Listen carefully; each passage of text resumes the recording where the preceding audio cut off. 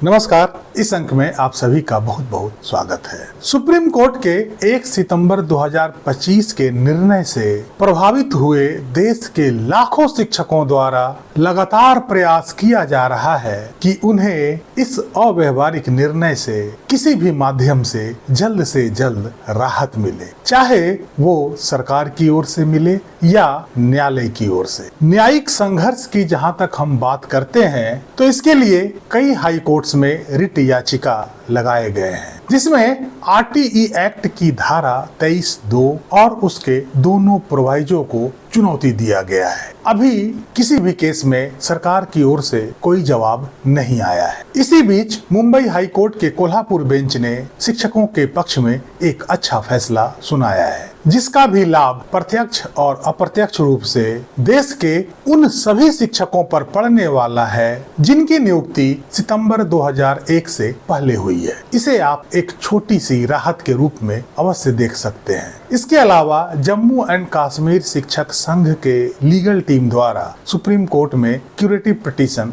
लगाया जा चुका है और भी कई क्यूरेटिव पिटीशन अन्य शिक्षक संघों द्वारा लगाए जाने की तैयारी चल रही है। आने वाले कुछ ही दिनों में ये सारे क्यूरेटिव पिटीशन सुप्रीम कोर्ट में लगाए जाएंगे। क्यूरेटिव पिटीशन बहुत ही सेंसिटिव मामला होता है, क्योंकि यह किसी भी केस का अंतिम द्वार होता है, अंतिम पड़ाव होता है। इसके बाद उस केस के लिए न्यायिक दरवाजे बंद हो जाते हैं। यदि इसमें थोड़ी सी भी लापरवाही की गई तो उसका खामियाजा देश के लाखों शिक्षकों को भुगतना पड़ सकता है। क्यूरेटिव पिटीशन में इस बात का ध्यान रखना होगा कि जो गलतियां शिक्षक संघ की ओर से रिव्यू पिटीशन में की गई थी, उस गलती का दोहराव इसमें बिल्कुल भी ना हो, उसे कतई नहीं दोहराना होगा। इसलिए आज के इस अंक में हम उन विषयों पर चर्चा करने जा रहे हैं जो गलती हमने रिव्यू पिटीशन में की है। इसके अलावा हम क्यूरेटिव पिटीशन में और क्या क्या सावधानियां बरत सकते हैं, इसकी भी चर्चा आज के इस अंक में करेंगे, ताकि क्यूरेटिव पिटीशन में छोटी से छोटी गलती भी होने की संभावना ना रहे। इसलिए इस वीडियो को अंत तक अवश्य देखिएगा और इसे अपने अपने लीगल टीम तक अवश्य पहुंचाइएगा। चाहे आप इन बिंदुओं को नोट करके पहुंचाएं या इसे वीडियो के माध्यम से पहुंचाएं, ये आप सभी की जिम्मेदारी हो। लगभग 65 से 68 रिव्यू पिटीशन और उसमें आईए लगाए गए थे, लेकिन सभी रिव्यू पिटीशन में एक रूपता नहीं था, सबका प्रेयर अलग अलग था। इसीलिए बहस के दौरान सभी वकीलों के आर्गुमेंट अलग अलग थे। कोई कह रहा था कि इस कानून को भूतलक्षी प्रभाव से लागू नहीं किया जा सकता है, लेकिन क्यों नहीं किया जा सकता है, इसके लिए उनके पास कोई उत्तर नहीं था। कोई कह रहा था कि 2 साल का समय कम है, इस समय को बढ़ा दिया जाए। कोई यह भी कह रहा था कि उनके राज्य में विभागीय टेट का आयोजन 2-3 साल में एक बार किया जाता है, तो शिक्षक टेट कैसे पास कर सकेंगे। और कुछ अधिवक्ता यह कह रहे थे कि 2001 से पहले नियुक्त शिक्षकों को टेट से मुक्ति दे दी जाए। अर्थात सबका प्रेयर अलग अलग था। इसका फायदा सुप्रीम कोर्ट ने उठाया और जो सबसे आसान लग रहा था उसे सुप्रीम कोर्ट एक्सेप्ट कर लिया और निर्णय सुना दिया। टेट पास करने का समय 1 साल के लिए बढ़ा दिया और राज्यों को निर्देश दे दिया कि साल में 2 बार टेट का आयोजन करें। जबकि इस रिव्यू पिटीशन में बहस केवल इस बात के लिए होना चाहिए था कि आरटीई एक्ट लागू होने से पहले नियुक्त शिक्षकों पर टेट अनिवार्यता का बोझ नहीं डाला जा सकता है। यह कानूनी रूप से असंगत है, अव्यवहारिक है, क्योंकि आरटीई एक्ट में कहीं भी ऐसा प्रावधान नहीं किया गया है। लेकिन सभी अधिवक्ताओं के आर्गुमेंट में कहीं भी एक रूपता नहीं थी। इस बात का ध्यान क्यूरेटिव पिटीशन में अवश्य रखना होगा। आर्गुमेंट केंद्रित उस बात पर होना चाहिए कि आरटीई एक्ट लागू होने से पहले नियुक्त शिक्षकों पर टेट अनिवार्यता की बोझ नहीं डाला जा सकता है, न ही कानून ऐसा कहता है और न ही कानून में कोई संशोधन ऐसा कहता है। नंबर 2, इस बहस के दौरान जो मैंने महसूस किया वो ये कि सभी अधिवक्ता महोदय ने सुप्रीम कोर्ट के 1 सितंबर के निर्णय को तो ठीक से पढ़ा, लेकिन आरटीई एक्ट को ठीक से नहीं पढ़ा। यही कारण है कि आरटीई एक्ट के सेक्शन 23(2) के प्रोवाइजो में लिखे गए एवरी टीचर पर जब कोर्ट ने सवाल उठाया तो सभी चुप हो गए। किसी के पास भी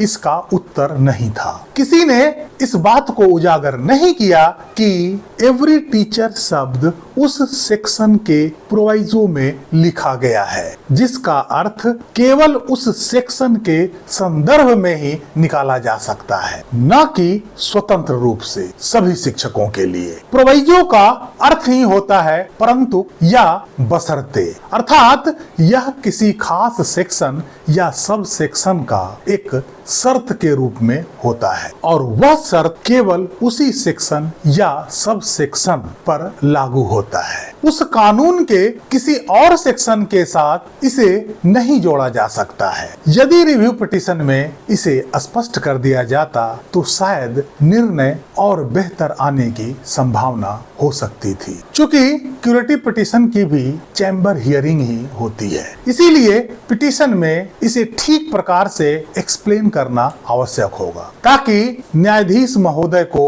स्पष्ट रूप से यह पता चल सके और इस निर्णय में हुई गलतियों का एहसास हो सके। आप इसे अदरवाइज समझने का कोशिश मत कीजिएगा। मैं किसी भी अधिवक्ता के ज्ञान के ऊपर कोई प्रश्न चिन्ह नहीं लगा रहा हूँ। मुझे पता है कि सुप्रीम कोर्ट में जो भी अधिवक्ता रिव्यू पिटीशन में अपीयर हुए थे काफी काबिल अधिवक्ता हैं, लेकिन गलतियां चूक किसी से भी हो सकती है, इसलिए इसे अदरवाइज लेने का प्रयास ना करें। इसके अलावा क्यूरेटिव पिटीशन के सपोर्ट में शिक्षा मंत्रालय का आरटीआई का जवाब लगाना भी अनिवार्य होगा, जिसमें स्पष्ट रूप से कहा गया है कि आरटीई एक्ट लागू होने से पूर्व नियुक्त शिक्षकों के लिए टेट की अनिवार्यता ना तो मूल आरटीई कानून में कहीं कहा गया है और ना ही किसी संशोधन के माध्यम से कभी भी इसे जोड़ा गया है। इस क्यूरेटिव पिटीशन में हमें आरईटी केस जो सुप्रीम कोर्ट द्वारा ही पास किया गया है उसका भी जिक्र करना आवश्यक होगा, क्योंकि यह समान बेंच द्वारा दिया गया निर्णय है जिसमें यह कहा गया है कि 23 अगस्त 2010 से पहले नियुक्त आरईटी शिक्षकों के लिए टेट उत्तीर्ण करना अनिवार्य नहीं है। इस अवस्था में सुप्रीम कोर्ट के ही दो समान बेंच के निर्णय में टकराव उत्पन्न होता है, अर्थात यह एक बड़ा एनोमली क्रिएट करता है। ऐसी अवस्था में इस इशू को बड़ी बेंच द्वारा सुना जाना आवश्यक है। उस निर्णय से जम्मू एंड कश्मीर के आरईटी शिक्षकों पर अलग नियम लागू होता है और सामान्य शिक्षकों के लिए अलग नियम लागू होता है। आखिर यह एक ही राज्य में दो अलग अलग शिक्षकों के लिए अलग अलग नियम, अलग अलग कानून कैसे हो सकते हैं? इसके अतिरिक्त क्यूरेटिव पिटीशन में इस बात का भी जिक्र अवश्य होना चाहिए कि यदि इस एक्ट के अनुसार या एक्ट में किए गए संशोधन के अनुसार टेट सभी शिक्षकों के लिए अनिवार्य न्यूनतम योग्यता है तो यह म्यूजिक शिक्षक, स्पोर्ट्स शिक्षक, आर्ट एंड क्राफ्ट के शिक्षकों पर यह किस प्रकार से अप्लाई होगा? उनके लिए टेट का कोई प्रावधान अभी तक नहीं है। आखिर ऐसे शिक्षकों को टेट अनिवार्यता की बोझ को कैसे डाला जा सकता है? इस क्यूरेटिव पिटीशन में 2017 के संशोधन का उद्देश्य को भी स्पष्ट करना होगा कि आखिर इस संशोधन को इस एक्ट के सेक्शन 23(2) में प्रोविजो के रूप में ही क्यों जोड़ा गया है? इसे सेक्शन या सब सेक्शन के रूप में क्यों नहीं जोड़ा गया? यदि 2017 के संशोधन का उद्देश्य सभी सेवारत शिक्षकों पर टेट को भूतलक्षी प्रभाव से लागू करना होता तो इसे सेक्शन 23 के सब सेक्शन के रूप में जोड़ा जाता, न कि सेक्शन 23(2) के प्रोविजो के रूप में। यदि इसे सेक्शन 23 के सब सेक्शन के रूप में जोड़ा जाता तो उसका सीधा अर्थ होता कि यह भूतलक्षी प्रभाव से देश के सभी सेवारत शिक्षकों के लिए है। लेकिन इस संशोधन को सेक्शन 23(2) के प्रोविजो के रूप में जोड़े जाने का सीधा अर्थ है कि इसमें लिखे गए एवरी टीचर से तात्पर्य केवल उन शिक्षकों तक सीमित है जिनकी नियुक्ति सेक्शन 23(2) के तहत RTE एक्ट लागू होने के बाद राज्यों द्वारा 5 साल के रिलैक्सेशन पीरियड के दौरान किया गया था। उन सभी शिक्षकों को 5 साल के भीतर टेट क्वालिफाई करना अनिवार्य था, जिसका मियाद 31 मार्च 2015 तक समाप्त हो गया था। 2017 के संशोधन में उन सभी शिक्षकों के लिए टेट पास करने का अंतिम मौका दिया गया और इस 5 साल की अवधि को बढ़ाकर 31 मार्च 2019 तक कर दिया गया। अर्थात जिन शिक्षकों की नियुक्ति RTE एक्ट लागू होने के बाद अर्थात 2010 के बाद 5 साल के रिलैक्सेशन पीरियड के दौरान हुई थी और वे 5 साल के भीतर टेट पास नहीं कर पाए थे, उन सभी शिक्षकों को अब 31 मार्च 2019 तक टेट पास करने का समय बढ़ा दिया गया था। नेक्स्ट लेट्स अज्यूम कि यदि 2017 के संशोधन का उद्देश्य देश के सभी सेवारत शिक्षकों पर टेट की अनिवार्यता को लागू करना था, तो सरकार या शिक्षा मंत्रालय द्वारा इस संबंध में किसी भी शिक्षक को कोई सूचना क्यों नहीं दी गई और आज तक उन सभी शिक्षकों पर टेट पास नहीं होने के कारण कार्रवाई क्यों नहीं की गई, उनकी नौकरी समाप्त क्यों नहीं की गई। इस संबंध में ना ही NCTE द्वारा कोई नोटिफिकेशन जारी किया गया और ना ही किसी राज्य सरकार द्वारा शिक्षकों को इसकी सूचना दी गई। यदि इस संशोधन का ऐसा उद्देश्य होता तो सरकार द्वारा इसका प्रॉपर नोटिफिकेशन अवश्य जारी किया गया होता। यही सब कुछ मुख्य बिंदु हैं और 1 सितंबर 2025 के निर्णय की कमजोर कड़ी हमें इन सभी बातों को सिक्योरिटी पिटीशन में ध्यान से उठाना होगा। खास करके उस गुत्थी को तो अवश्य सुलझाना होगा जिस कंफ्यूजन के कारण इतना बड़ा निर्णय पास किया गया है। अर्थात एवरी टीचर के गुत्थी को तो निश्चित रूप से सुलझाना होगा और सेक्शन और प्रोविजो में लिखे गए शब्दों का क्या मीनिंग होता है, क्या अर्थ निकलता है, इसे स्पष्ट रूप से समझाना होगा। यदि इसमें आप सफल हो जाते हैं तो सकारात्मक परिणाम आने की संभावना